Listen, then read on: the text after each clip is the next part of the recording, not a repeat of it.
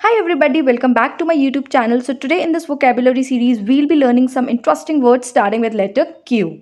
So if you have already not subscribed to the channel, kindly hit the subscribe button because we are learning new words with every video that is coming on this channel. And if you have missed any of the previous videos of this series, so you can watch it from the link that I've included in the description section, and even you can watch it from the top right corner of your screen. So without further ado, let's start with the today's video because it has been a rigorous journey. It has been a rigorous task of finding words that start with this particular letter. I hope you find it insightful and let me know in the comment section if you have any feedback regarding this series.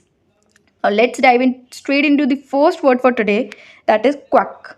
Quack is a noun and it means a charlatan. Okay, a charlatan. Charlatan is no one but a person who pretends professionally or publicly to have a skill or a knowledge or a qualification that they do not possess in reality. Okay, so quack के दो meanings होते हैं, the one which I have told you right now, and one is the sound produced by ducks, right? Quack quack इस तरीके की आवाज़ होती है ना ducks की. So that is quack one meaning, and the other meaning is a charlatan. The charlatan is a person, as I've told, जो बोलता है कि मेरे पास ये स्किल है, मैं ये कर सकता हूँ, I have this particular information, I have that particular knowledge, but reality में ही और she does not possess something like that, right? So उस पर्सन को हम क्वैक बोलते हैं. Let's see the example. The quack claimed to have a secret potion that could cure all ailments, but it was nothing but a scam to deceive gullible people. So gullible, we have studied the meaning. Gullible means जो easily लोग वो जाते हैं, उसको क्या बोलेंगे, easily अपने deceive हो जाते हैं, ईजिली उनको चीट किया जा सकता है, इन्फ्लुएंस जल्दी हो जाते हैं, उस तरीके के लोग गलिबल कहलाते हैं, right? So the quack is someone here who claims to have a secret potion और सीक्रेट ड्रिंक कि इससे सारे आपके एलिमेंट्स, सारे आपकी सिकनेस खत्म हो जाएगी, but there is nothing such of such sort, right? So that's why the word quack is used here. Moving on to the second word for today, and that is quadruped. Quadruped is a noun. It means a four-footed animal or a creature with 4 feet. ठीक है, इसका जो आप suffix देख रहे हो इस word का, that is quad, right? And quad जहाँ भी यूज़ होता है वहाँ पे 4 का मतलब होता है, like quadrant या quad meeting होती है, जो quad नेशंस हैं तो उसमें 4 नेशंस इंक्लूड किए गए, राइट? सो क्वाड अपने आप में एक रूट वर्ड हो सकता है जिसका मीनिंग होता है 4. Okay, so quadruped is creature और an animal with 4 feet, like dog, cat या वाइल्ड एनिमल्स हो गए, right? They all are quadruped. Let's see the example.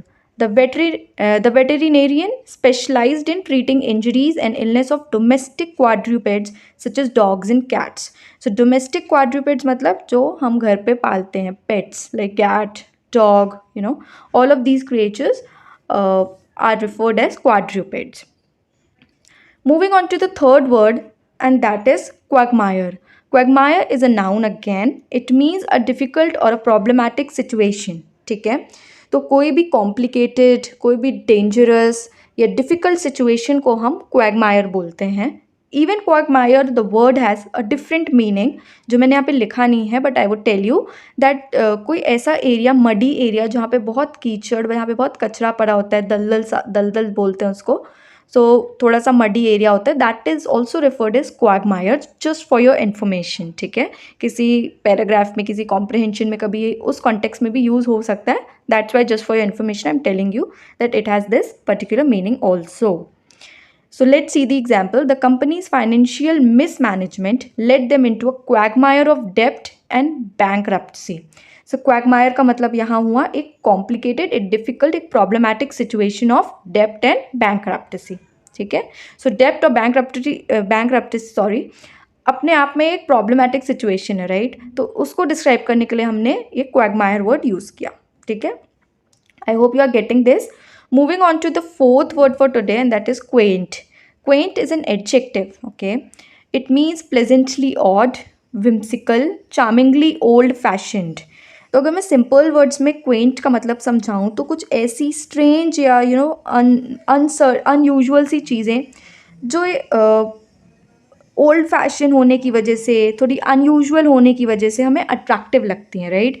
जैसे पुरानी कोई चीज़ें हो जाती हैं, कुछ पुराने तरीके के घर वर हम देखते हैं बने हुए, सो they are an example of quaint things, right? So let's see the example.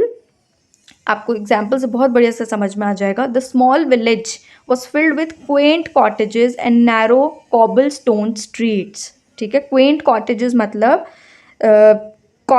Strange, कुछ ऐसे घर जो बहुत स्ट्रेंज हैं cottages, but in an interesting and appealing way.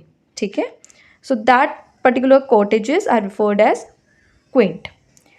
Moving on to the fifth word for today, and that is quandary. Quandary is a noun which means a dilemma, a state of perplexity, a state of confusion. ठीक है, specially ये वैसे उन situations में use होता है जब हमारे पास दो अनफेवरेबल ऑप्शंस हैं, चॉइसेस हैं, और दोनों ही अनफेवरेबल है बट हमें एक चूज़ करना होता है. तो उस टाइम जो कन्फ्यूजन होता है, जो डिलेमा हमारे दिमाग में हो जाता है, दैट इज़ रिफर्ड एज क्वांडरी. ठीक है, let's see the meaning. Sorry, example. Sarah found herself in a quandary when she had to choose between two equally appealing job offers. See, तो या तो इक्वली फेवरेबल है या तो इक्वली अनफेवरेबल है, और उन दोनों के बीच हमें सिर्फ एक ही को चूज़ करना है. हम दो जगह जॉब नहीं कर सकते, right? We have to choose one job offer.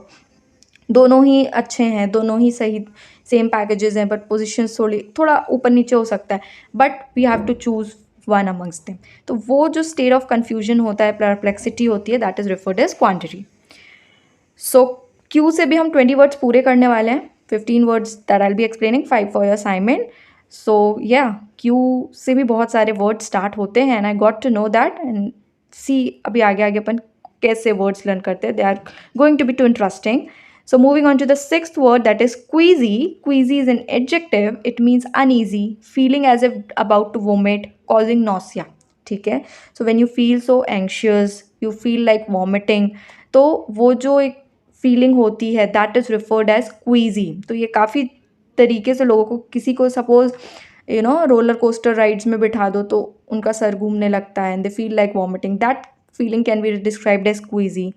कभी कभी क्लोज्ड एरिया में, क्लॉस्ट्रोफोबिक जो लोग होते हैं, ठीक है, क्लोज्ड एरिया में लोगों के से घेर दो लोगों को, या फिर यू गो इन अ बस, है ना, बस ट्रैवल, उसमें सिकनेस हो जाती है, that uneasy feeling, that nausea वाली feeling is referred as queasy. Okay, moving on to the example. The bumpy airplane ride made many passengers queasy and anxious.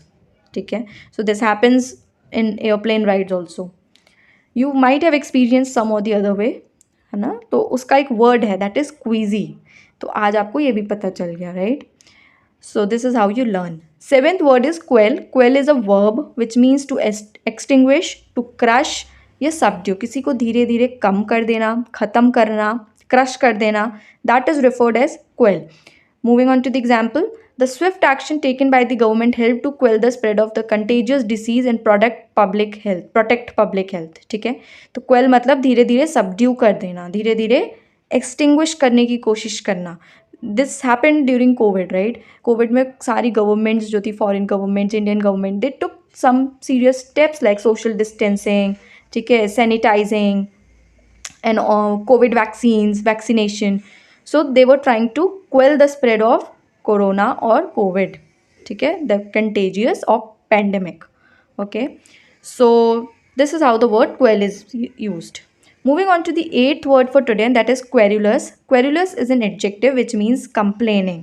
ठीक है, तो उस तरीके के लोग जो बहुत ही शिकायती टाइप के होते हैं, दे कंप्लेन, कुछ ना कुछ उनको दिक्कत रहती है, थोड़े झगड़ालू टाइप के लोग, they are referred as querulous. उनके लिए ये वर्ड यूज़ किया जा सकता है.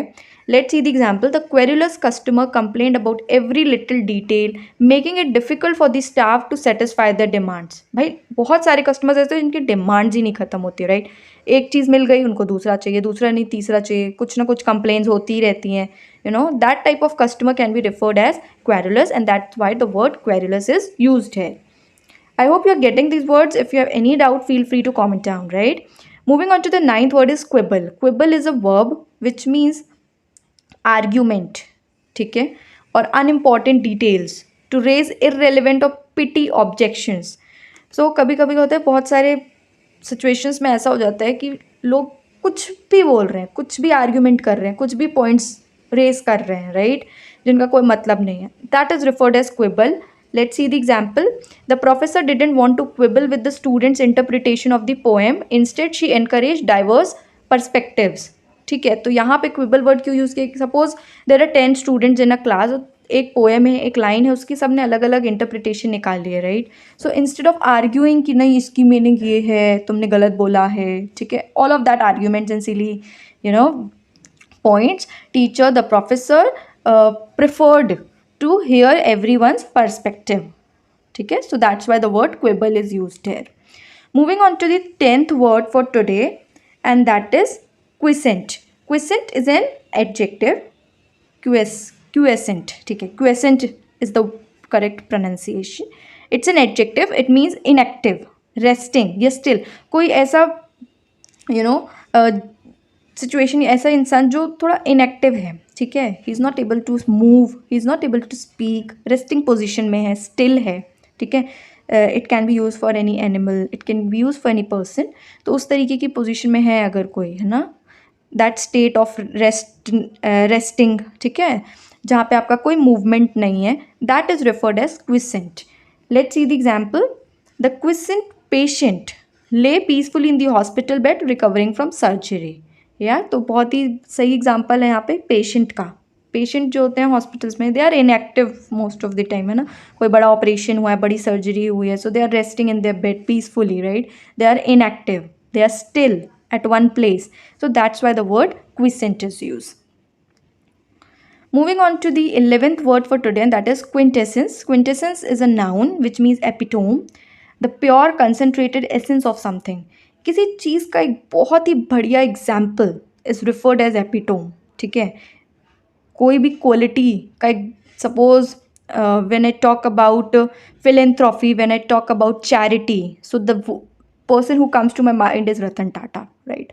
So he's an epitome of that. Yeah, so epitome or the pure concentrated essence of something is referred as quintessence. Let's see the example.